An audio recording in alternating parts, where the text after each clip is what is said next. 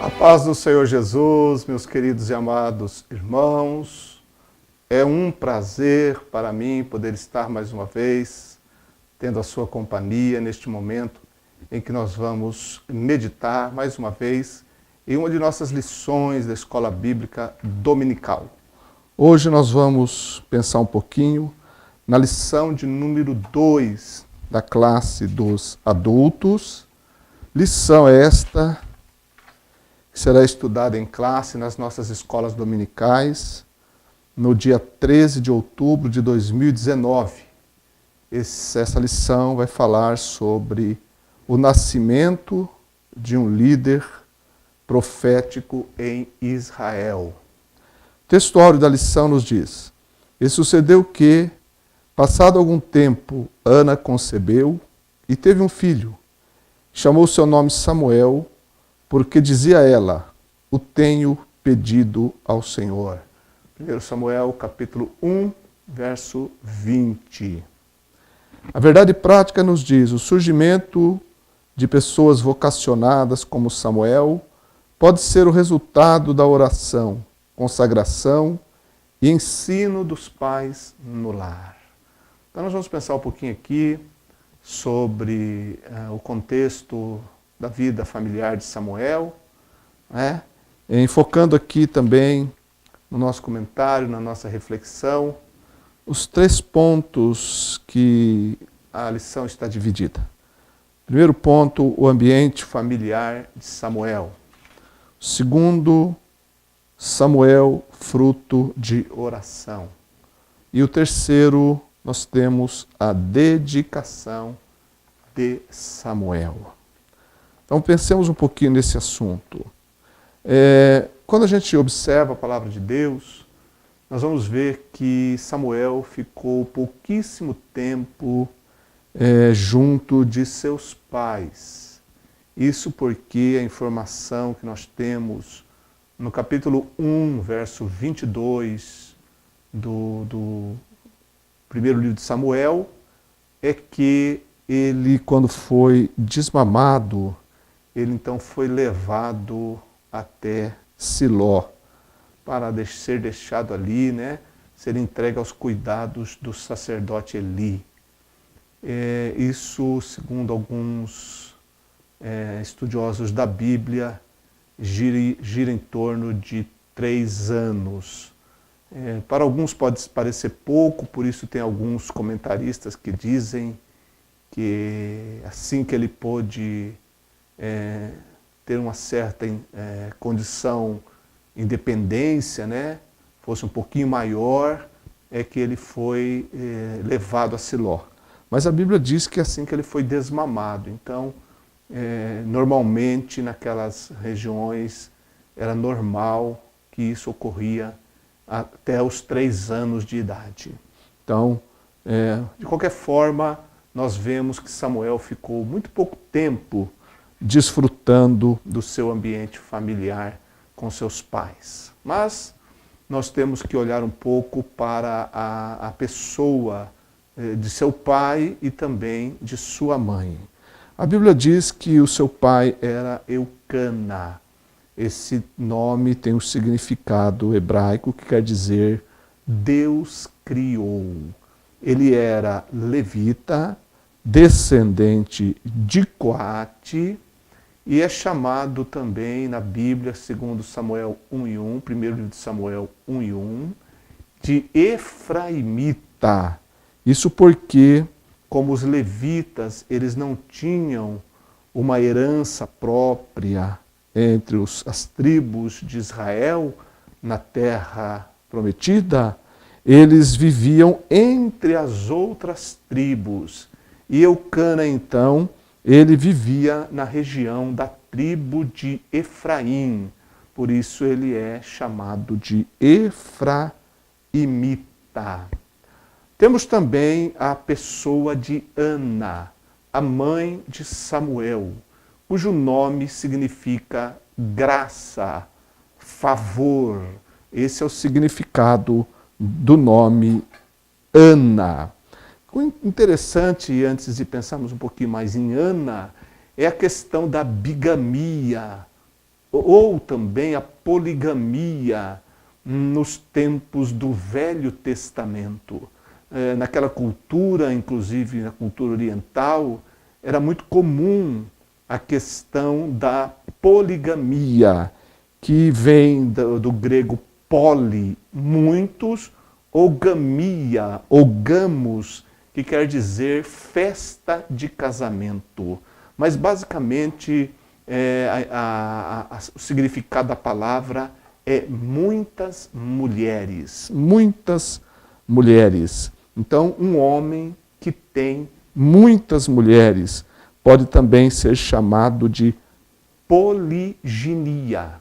Poliginia, que quer dizer muitas mulheres. No caso de Eucana, ele era bígamo, ele tinha 2 mulheres, 2. Nós temos na Bíblia, no Velho Testamento, exemplos de homens que foram polígamos, homens que tiveram mais de uma mulher, que era algo que não era condenado explicitamente na cultura dos povos daquela época. Todavia, quando nós olhamos para a palavra de Deus, nós vamos ver que o Senhor Jesus, ele ensinou, lá em Mateus capítulo 19, versículo 6, ele ensinou sobre o ideal do casamento monogâmico. Nós encontramos isso em Mateus 19, 6. Também o apóstolo Paulo, quando ele respondia algumas perguntas com relação ao casamento feitas pelos irmãos da cidade de Corinto, lá no capítulo 7 da primeira carta, o versículo 2, Paulo diz que cada um tenha a sua própria mulher e cada uma o seu próprio marido. Então, nós percebemos que o ideal de Deus, o projeto de Deus deve ser mantido com relação a um marido e uma esposa. Paulo, quando também dá recomendações a Timóteo e a Tito com relação aos obreiros, aos ministros, aos bispos, ele determina que convinha ao bispo, era necessário a este líder espiritual cristão que fosse marido de uma mulher. Na questão aí, fidelidade conjugal e uma esposa, o casamento monogâmico.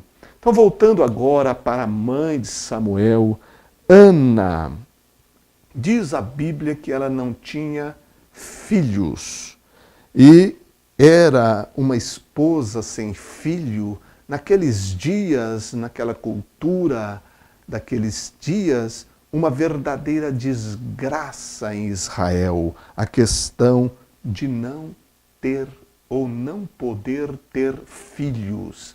Daí que alguns intérpretes entendem que Eucana, sendo casado com Ana, que foi a sua primeira esposa, e ela não podendo gerar filhos, então ele casa-se com Penina. Ele também recebe Penina como uma outra esposa. Embora a Bíblia não afirme isso, mas existem alguns comentaristas que acreditam dessa forma. E Penina, por sua vez, deu filhos a Eucana. E por causa disso, havia em Penina um desprezo. Ela insultava, menosprezava a pessoa de Ana, fazendo com que o opróbrio que ela já tinha por não ter filho se multiplicasse ainda mais. Então, Ana sofria já pelo fato de não poder ter filhos, uma discriminação, uma condição desagradável na própria sociedade israelita daqueles dias, bem como ela tinha muito perto de si uma pessoa que não se sensibilizava com a sua situação, pelo contrário, a oprimia ainda mais diante dessa questão. Só que a Bíblia também vai dizer no primeiro livro de Samuel, capítulo 1, verso 5, que Eucana amava a Ana. Então esta família de Eucana, ela vivia, segundo a Bíblia, em Ramataim Zofim. E Eucana subia uma vez por ano a Siló para oferecer sacrifício a Deus nas festas determinadas por Deus. Nós sabemos que não era obrigatório a ida de mulheres nesses eventos.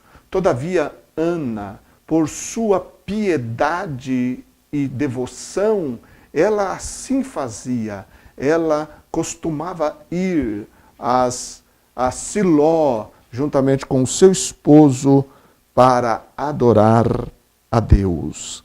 E numa dessas idas dela a Siló, ela ora, e o texto bíblico vai nos informar, no começo do livro de Samuel, que ela vai orar insistentemente a Deus, pedindo ao Senhor por um filho. A oração perseverante, da qual Ana serve de exemplo para todos nós cristãos nos nossos dias também.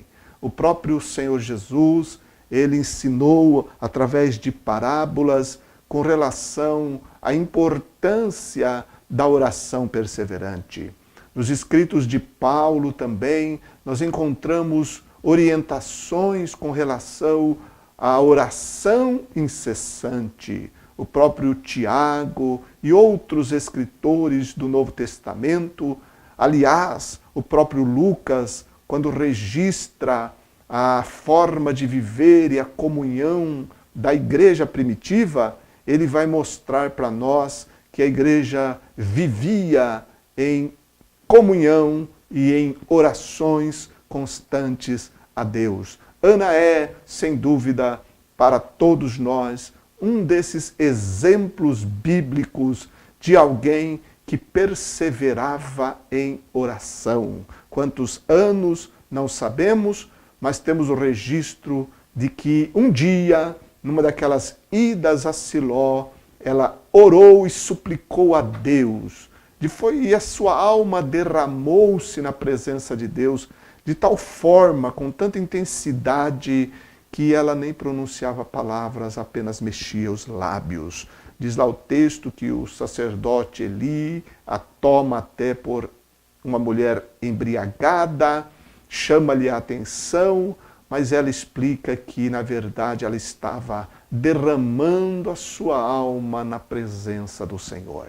É algo que é muito particular, é muito íntimo, o derramar da alma, a oração suplicante diante de Deus, e que muitas vezes não é compreendida por outras pessoas. Daí que Jesus ensina a oração em segredo, a oração em particular, que o Pai vê, e o Pai que conhece todas as coisas recompensará publicamente. Fato é que Ana, ela foi recompensada naquele ano, naquele dia em que ela orou, porque o sacerdote então disse que o Deus de Israel conceda o seu pedido. Ela voltou para casa, já não era mais uma mulher de semblante triste, pelo contrário, agora era uma mulher que estava animada, e aí então diz a Bíblia que seu marido a conheceu, e ela, por ação de Deus, por graça de Deus, recebeu então a virtude de conceber, o seu ventre foi aberto, e Deus lhe permitiu conceber. Nós encontramos isso no capítulo 1, versos 9 a seguir. E Deus então ouviu e nasceu Samuel. Samuel, ouvido por Deus, é o significado primário deste nome. Desde o seu nascimento, nós vemos que Samuel, ele foi consagrado a Deus através do voto do nazireado. Ana prometeu consagrá-lo ao Senhor e ele foi nazireu desde o ventre. Outro exemplo na Bíblia do nazireado desde o ventre é o nascimento de Sansão, que também foi um ato miraculoso de Deus na vida de Manoá e de sua esposa. Infelizmente, Sansão deixou-se levar e não foi fiel ao voto de nazireado, e todos nós sabemos o que aconteceu com Sansão. Samuel não. Samuel é um exemplo de alguém que por toda a sua vida, desde a infância e por todas as etapas da vida até a velhice, foi alguém temente a Deus e um exemplo bíblico de integridade e pureza e também de liderança. Então, após o menino nascer, depois de desmamado, como já citei, ele foi levado a Siló por Ana, por seus pais, para ali ser entregue ao sacerdote Eli. 1 Samuel, capítulo 1, verso 27. E ali ele foi entregue e colocado aos cuidados de Eli. Uma coisa interessante é que no capítulo 3, versos 1 a 10, nós encontramos então o cântico de Ana. Ela canta, demonstrando seu regozijo em Deus pelas grandes coisas que Deus tinha feito por ela e nela e através dela. Aquela mulher de vida perseverante em oração, que não se deixou sucumbir diante das zombarias, das afrontas, mas perseverou em continuar orando na presença de Deus. Aquela mulher foi recompensada. E então ela expressa o seu louvor a Deus e a sua gratidão no cântico de Ana, naquele louvor que ela levantou a Deus e que foi registrado como oferta de gratidão, porque quando se recebe uma bênção, deve-se louvar a Deus em gratidão pela resposta, pela bênção recebida, pela graça alcançada. Veja que Ana, cujo nome significa graça, recebe a graça. Assim é o nosso Deus. Ele derrama sobre nossa vida graça sobre graça. Então agora Samuel, o filho de Ana, o pedido e concedido por Deus, tornar-se-ia o canal de Deus para um novo tempo em Israel. Um novo tempo estava chegando através daquele que foi o último juiz e um dos maiores e mais importantes vultos do Antigo Testamento, porque Deus assim o quis usar. Que coisa linda, que coisa extraordinária é quando nós percebemos e vemos a maneira tão especial de Deus tratar e mudar situações que parecem impossíveis, situações que não se vê meios humanos de se resolver, mas através da fé, da confiança, da oração perseverante, da entrega do coração totalmente a Deus, resultados maravilhosos acontecem. Não podem vir pelas mãos humanas, mas acontecem pelas mãos de Deus. Então essa lição nos orienta e nos ensina, entre outras coisas, a perseverarmos, não desanimarmos e acreditarmos que em Deus, como disse o Salmo, podemos e faremos proezas, se Deus assim nos permitir, se Deus operar através de nós. Então, é um ânimo, um incentivo para continuarmos na presença de Deus, através do exemplo de Ana, que com tantas dificuldades viu nascer o seu filho por ação de Deus na sua vida. Que nós possamos ver também muitas coisas acontecer na nossa vida por ação de Deus, por respostas de oração, para que não apenas o nosso futuro, mas o futuro de outras gerações sejam agraciadas pelo eterno Deus. Que o Senhor nos abençoe, que o Senhor nos guarde e que o Senhor conceda a todos nós o desejo de orar e buscar cada vez mais a sua face. Que Deus abençoe você, a sua família e um grande abraço.